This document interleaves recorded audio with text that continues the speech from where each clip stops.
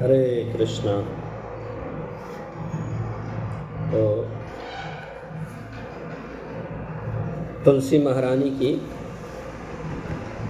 कितना अपार महिमा है, उसके विषय में हम आज जानेंगे। इतना ज़्यादा तुलसी महारानी की सेवा करना, दर्शन करना, उनके जो पौधे हैं उनको उगाना, उनका सिंचाई करना, उनको प्रणाम करना, परिक्रमा करना, उनका व्रत करना, ये सब कितना ज़्यादा महत्वपूर्ण है, उसके विषय में हम लोग सुनेंगे आज। क्योंकि श्रीमती राधा रानी स्वयं तुलसी महारानी से प्रार्थना करने लगी कृष्ण को प्राप्त करने के लिए, है कि नहीं? क्योंकि कृष्ण को मिलने के लिए हृदय के अंदर बहुत ज़्यादा कंठा थी, लेकिन कृष्ण मिल नहीं पा रहे थे। तो उनको जो है सुझाव दिया गया कि तुलसी महारानी को उपासना किया जाए। तो ठीक है, आगे हम लोग चलते हैं और देखते हैं किस प्रकार से श्रीमती राधा रानी जी ने जो है तुलसी महारानी का व्रत किया, अनुष्ठान किया। ठीक है, हरे कृष्ण। तो ये स्टोरी जो है तुलसी महारानी का, नारद मुनि जी राजा बहुलास जी से जो है बताते हैं। तो नारद मुनि बोलते हैं कि जो श्री राधिका ये जो है बात सुनकर और जितनी भी उनके सखियां हैं, जो सबसे श्रेष्ठ उत्तम जैसे कि चंद्रनाने, है ना, तो उन्होंने जो है चंद्रनाने ने जो है अपने हृदय में कुछ क्षण के लिए विचार किए, बिना कुछ बोले हुए विचार किए, और फिर जो उन्होंने कुछ बातें बोली श्रीमती राधा रानी को। तो क्या बोलते राधा रानी को? चंद्रनाने ने बोली कि हे राधे, परम सौभाग्यदायक, है ना, परम सौभाग्यदायक महान पुण्यजनक, है ना, तुलसी की सेवा तो बोल रहे हैं कि तुलसी का सेवा जो है, मेरी राय में तुलसी के सेवन का ही नियम तुम्हें लेना चाहिए। तुलसी का सेवा करने के नियम किस लिए? कृष्ण को मिलने के लिए, भेंट करने के लिए लेना चाहिए।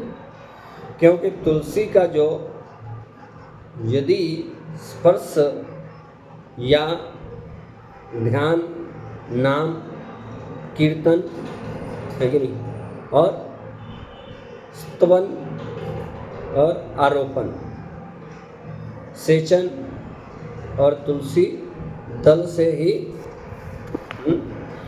नित्य पूजन किया जाए तो वह महान पुण्य प्रद होता है, पुण्य प्रदान करती है तुलसी महारानी। तो बोले, हे सुबह, जो प्रतिदिन तुलसी की 9 प्रकार से, तुलसी महारानी के 9 प्रकार से क्या है, पूजा अर्चना इत्यादि किया जाता है। तो क्या बोल रहे हैं? 9 प्रकार से भक्ति करते हैं वे कोटि सहस्त्र युग तक अपने उस सुकृत्य का उत्तम फल भोगते हैं। तो मनुष्य की तो कैसे सेवा करते हैं तो बता रहे हैं ना। तो मनुष्यों की जो मनुष्य लोग यानी कि तुलसी वो लगाते हैं, और तुलसी की जो लगाई हुई है, जिस व्यक्ति ने भी एक पौधा भी तुलसी को लगाया है, तो तुलसी के लगाने से उसके जो दलों के साथ पृथ्वी पर जो बढ़ती रहती है, उसका पौधा क्या बढ़ती रहती है, तब तक उनके वंश में जो जो जन्म लेते हैं, उनके वंश में तुलसी पौधा लगाया जब तक बढ़ रहा है तब तक उसका उसमें उसके बाद जो भी जन्म लेते हैं तो वे जो है सब उन आरोपण करने वाले मनुष्यों के साथ 2000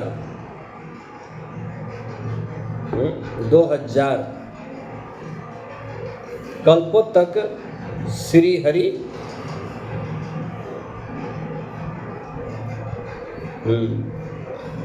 हरि के धाम में निवास करते हैं, है ना। राधिके संपूर्ण पत्रों और पुष्पों को भगवान के चरणों में चढ़ाने से जो फल मिलता है वह सदा एकमात्र तुलसी दल के अर्पण से प्राप्त हो जाता है कि नहीं। और जो मनुष्य तुलसी दल से श्री हरि की पूजा करता है वह जल में पद्म पत्र की भांति पाप से कभी लिप्त नहीं होता है ना। तो जो भी भगवान श्री हरि, भगवान कृष्ण, भगवान विष्णु की पूजा करते हैं किससे? तुलसी दल से, तुलसी के पत्र से। तो जल में कैसे? जिस प्रकार से जल में पद्म, कमल का फूल जो होता है उसका पत्ते हो जाते, पत्र जो होते हैं, तो उसी के भांति क्या है, जैसे वो अलग होता है उसी प्रकार से पाप से कभी लिप्त नहीं होता है। 100 भार पूर्व तथा 400 भार रजत के दान का जो फल है वही तुलसी सेवन के पालन से मनुष्य को प्राप्त हो जाता है। राधे, जिसके घर में तुलसी का वन या बगीचा होता है उसका वह घर तीर्थ रूप है, वहाँ यमराज के दूत कभी नहीं जाते। यमराज के दूत कभी नहीं जाते। जो श्रेष्ठ मानव सर्व पापहारी, पुण्यजनक तथा मनोवांछित वस्तु देने वाले तुलसी वन का रोपण करते हैं, वे कभी सूर्य पुत्र यम को नहीं देखते, नहीं। इसलिए तुलसी को रोपना चाहिए, लगाना चाहिए, सेवा करना चाहिए। और रोपण, पालन, सेचन, दर्शन और स्पर्श करने से तुलसी मनुष्य के मन, वाणी और शरीर द्वारा संचित समस्त पापों को दग्ध कर देती है। पुष्कर आदि तीर्थ, गंगा आदि नदियाँ तथा वासुदेव आदि देवता तुलसी दल में सदा निवास करते हैं। समझ रहे हैं? हाँ। जो तुलसी की मंजरी सिर पर रखकर प्राण त्याग करता है वह सैकड़ों पापों से युक्त क्यों न हो, यमराज उसकी ओर देख भी नहीं सकते। जो मनुष्य तुलसी काष्ठ का घिसा हुआ चंदन लगाता है उसके शरीर को यहाँ क्रियमान पाप भी नहीं छूता। सुबह जहाँ जहाँ तुलसी वन की छाया हो वहाँ वहाँ पितरों का श्राद्ध करना चाहिए। वहाँ दिया हुआ श्राद्ध संबंधी दान अक्षय होता है। सखी है, सखी किसको बोल रहे? श्रीमती राधा रानी को बोले कौन? हाँ, क्या नाम है? चंद्रा नाम, ठीक है ना? बोले हे सखी, आदि देव चतुर्भुज ब्रह्मा जी भी सरगंधवा श्री हरि के महात्म्य की भांति तुलसी के महात्म्य को भी कहने में समर्थ नहीं है। यानी कि भगवान की जो महिमा है उसको कहने में जिस प्रकार समर्थ नहीं, इसी प्रकार तुलसी देवी का भी महिमा कोई अपार नहीं है, कोई समर्थ नहीं है कहने में। अतः गोप नंदिनी यानी वृषभानु नंदिनी, तुम भी प्रतिदिन तुलसी का सेवन करो, जिससे श्री कृष्ण सदा ही तुम्हारे बस में रहे। जय हो तुलसी मैया की जय। नारद मुनि जी और राजा बहुलाल से बोलते हैं, नरेश्वर, इस प्रकार चंद्रा नाना की कही हुई बात सुनकर राजेश्वरी श्री राधा ने साक्षात श्री हरि को संतुष्ट करने वाले तुलसी सेवन का व्रत आरंभ किया है ना। तो भगवान को प्रसन्न करने के लिए, संतुष्टि प्रदान करने के लिए राधा रानी ने अब व्रत करना आरंभ कर किया। तो केतकी वन में 100 हाथ गोलाकार भूमि पर बहुत ऊंचा और अत्यंत मनोहर तुलसी का मंदिर बनवाया है ना, मंदिर बनवाया, जिसकी दीवार सोने से जड़ी थी और किनारे किनारे पद्म राग मणि लगी थी। वह सुंदर मंदिर पन्ने, हीरे और मोतियों के परकोटे से अत्यंत सुशोभित था तथा उसके चारों ओर परिक्रमा के लिए गली बनाई गई थी, जिसकी भूमि चिंतामणि से मंडित थी। बहुत ऊंचा तोरण, मुख्य द्वार या गोपुर उस मंदिर की शोभा बढ़ाता था। वहाँ सुवर्णमय ध्वज दंड से युक्त पताका फहरा रही थी, पटाखा फहरा रही थी। चारों ओर ताने हुए सुनहले बितानों चंदोवों के कारण वह तुलसी मंदिर बैजंती पताके से युक्त इंद्र भवन सा देदीप्यमान था।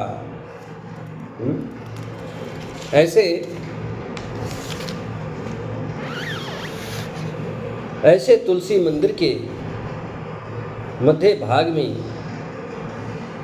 हरे पल्लवों से सुशोभित तुलसी की स्थापना करके श्री राधा ने अभिजीत मुहूर्त में उनकी सेवा प्रारंभ की।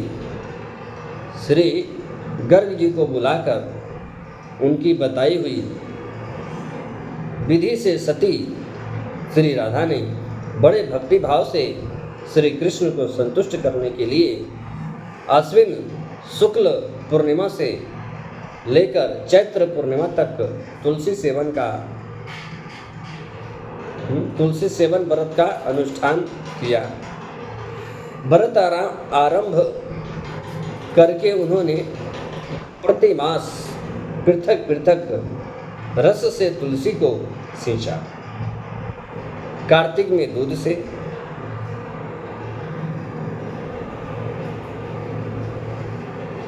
मार्ग शीर्ष में ईंख के रस से, पौष में द्राक्षस्य द्राक्ष द्राक्ष द्राक्ष रस से, ये कौन सा है, द्राक्ष रस बताने के लिए।